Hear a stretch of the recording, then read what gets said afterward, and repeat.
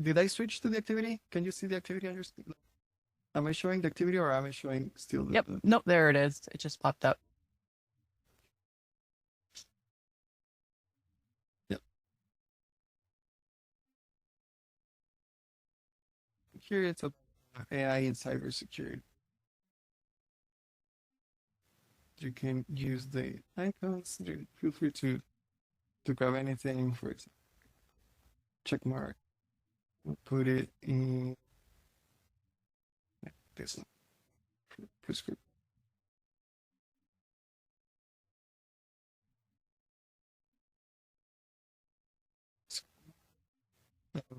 So here we have kind of two use cases or two main categories. One being the threat detection and prevention. Oh, they're all about detecting something.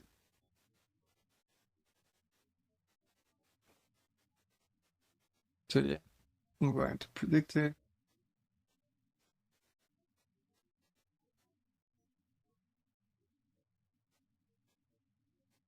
And if you're done with this one, feel free to go into the others.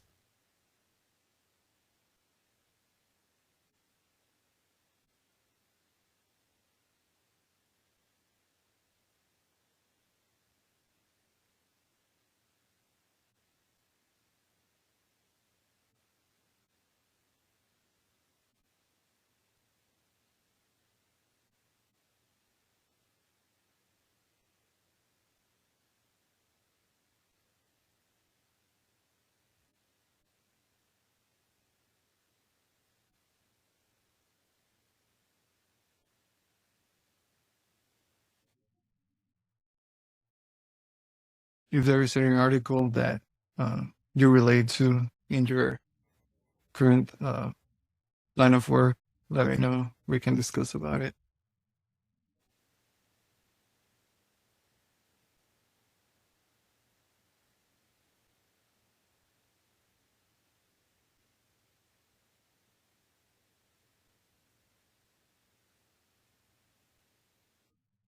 Are there any ones you're feeling particularly stuck?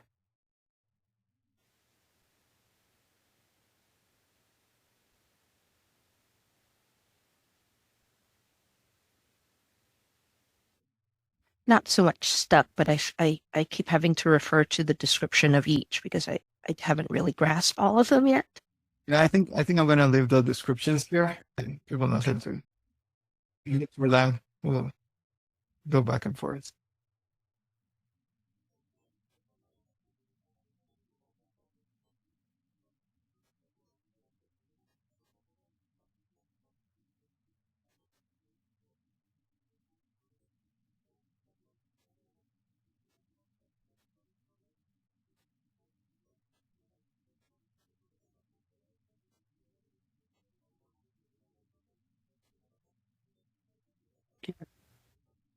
Nice. Closing.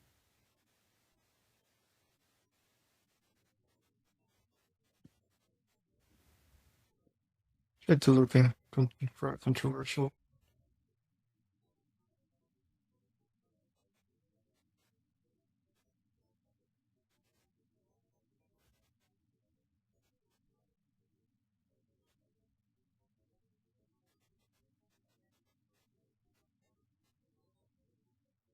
You see in here in the first one, the kind of the key phrase is AI can track the evolution of malware, phishing techniques, adapting detection. So critical. These goes kind of more into the spectrum of prescriptive AI in a sense that it is goes beyond the basics and can actually start and then to new kind of fraud techniques as they evolve. But yeah, like probably most of these are still very much used in this kind of work where they will go all the way to descriptive AI, probably to the very first fraud prevention systems were rules based in terms of expert AI. but it has its foundation in descriptive AI, predictive, and prescriptive.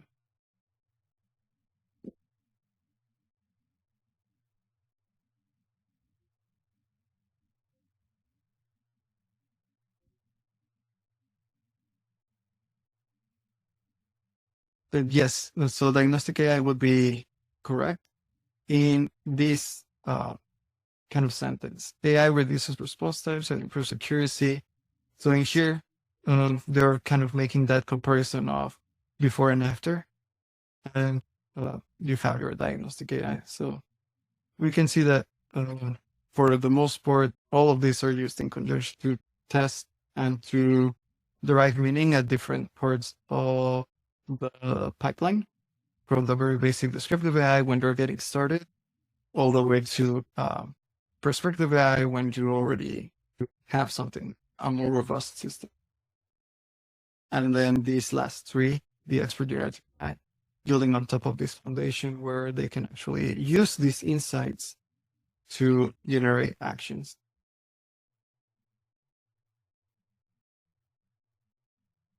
Yeah, definitely descriptive. They go into analyzing the tone and intensity of customer interactions. But then it goes, if the AI detects frustration or dissatisfaction, it alerts supervisors. So based on that, could be an expert AI where, they just said like, if you detect frustration or dissatisfaction, flag it. So yes, there's some descriptive AI in terms of analysis, but there could be some expert AI in there to drive this action of escalating the customer engagement.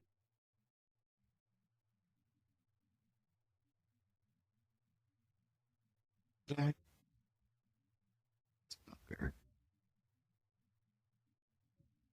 Yeah, this is kind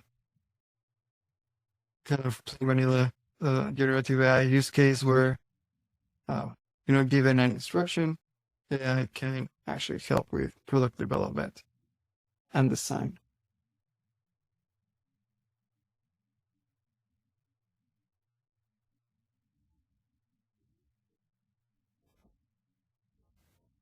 All right. So, any questions here? Are you gonna put the correct labels underneath the example box for all of them so we can kind of compare what we thought later on? Yeah, the thing is, I can put you what I think. We really don't ground truth for this because we don't know the actual systems behind it. But we can definitely discuss anyone that you don't feel very confident or that you feel ambiguous about, because, like I said, depending on certain kind of clues, it can nudge you into, for example, with here, it alerts supervisors. It can nudge you into expert AI, for example. So we can debate whether or not it's an expert AI or if it could be an agent going to this. But if you go to the source and you see this was kind of before agents were a thing, that expert AI could be the answer. But it's mostly to provoke thought about how all these categories of AI, they seldom exist in isolation. There is not a project that goes explicitly and looks into, okay, I'm only going to use descriptive AI, or I'm only going to try to predict future sales. They kind of all build on top of each other and they all share the same foundation and they can all drive different outcomes when used with different methods depending on your use case. So unfortunately, there's no ground truth. It's more to drive discussion about how they can operate together to drive outcomes. I am a little concerned about questions like these coming out on the test, and I understand the ambiguity, and I do understand that one category is not exclusive of the other, but are we going to have questions like this in the exam? Mostly in the exam, it's going to be mostly kind of definition based. It won't be too ambiguous. Fernando, just on the Amazon example there with Bedrock. So that one of the bottom examples. That's probably the only agentic one there, it sounds like, because it's kind of talking about personalized delivery. Would that be right or not? Yes. So this is definitely Amazon Personalized. It's an agentic solution. And it does use generative AI as well. It's built on top of Amazon Bedrock, which has a foundation model. Again, it's one on top of the other. Yes. Yes, it's one on top of the other. So I think why this is confusing is because all these different types and categories of AI it's a spectrum, right? It's there, and that's why it's kind of hard, because it's not black and white. They do kind of phase into one another. For the exam, I think as long as you're confident with the definitions, that's the important part. But I think this is just kind of trying to show how different applications are used in different scenarios.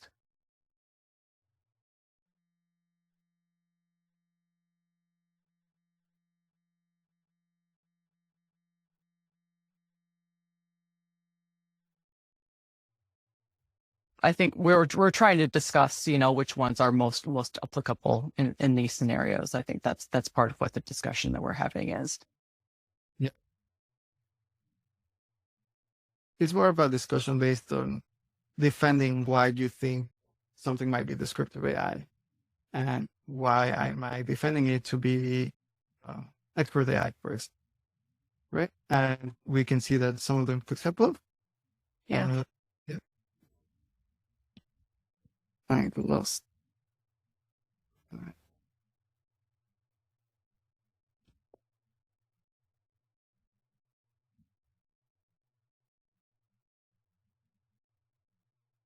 right. I am copy pasting a blog that has the definitions that we just saw. But yeah, let's keep moving.